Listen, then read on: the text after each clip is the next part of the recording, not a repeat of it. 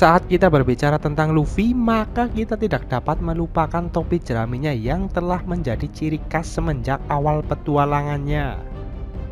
Namun apakah kamu tahu bahwa di balik sejarah panjang topi jerami tersebut ada rahasia topi jerami, yaitu sebuah tugas mulia yang harus dilaksanakan oleh para pemiliknya. Goldie Roger adalah salah satu pemilik topi tersebut di masa lalu, dan hingga saat ini kita masih belum tahu apakah ada orang lain yang memiliki topi tersebut sebelum Roger atau tidak.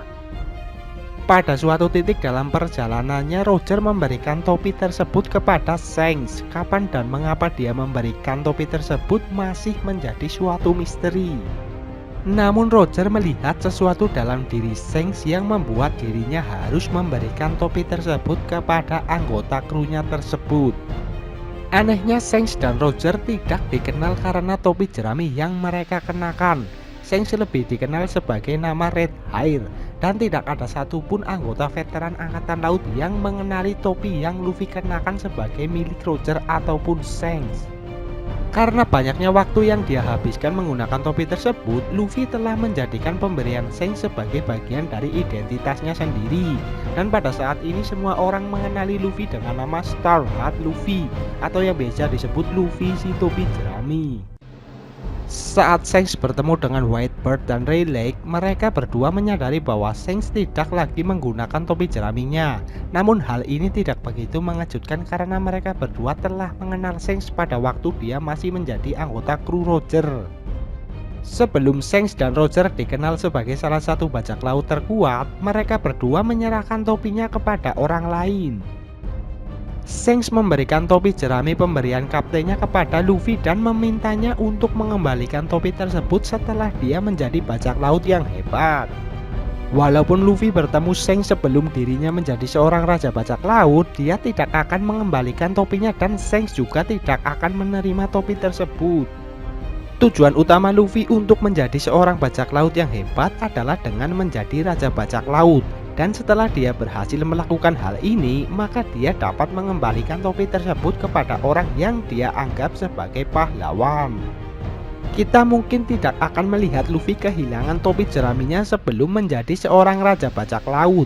Dan alasannya adalah karena topi tersebut telah menjadi bagian dari dirinya semenjak awal petualangannya. Saat dia telah menjadi raja bajak laut, yaitu menjadi Monkey D. Luffy, bukan lagi Luffy si topi jerami, dia baru merasa pantas untuk mengembalikan topi tersebut karena telah memenuhi janjinya kepada Shanks.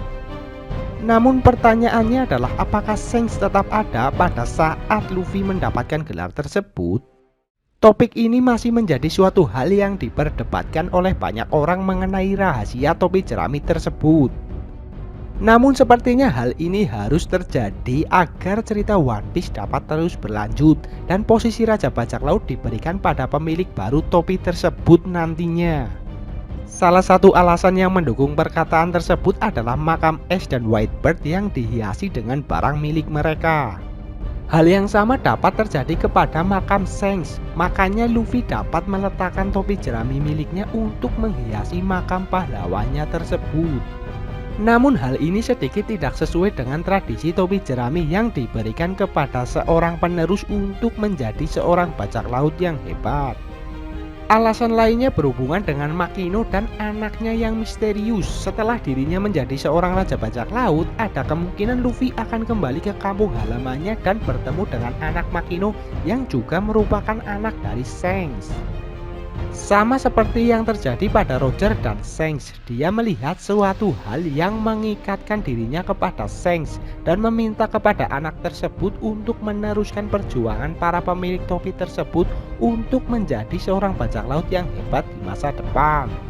Para pemilik topi jerami tersebut memiliki tugas mulia untuk menjadi seorang raja bajak laut yang dapat merubah dunia. Namun apakah menurutmu inilah arti sesungguhnya di balik rahasia topi jerami tersebut? Apakah kamu memiliki teori lain tentang hal ini? Langsung berikan komentar kalian mengenai hal ini di kolom komentar video di bawah ini.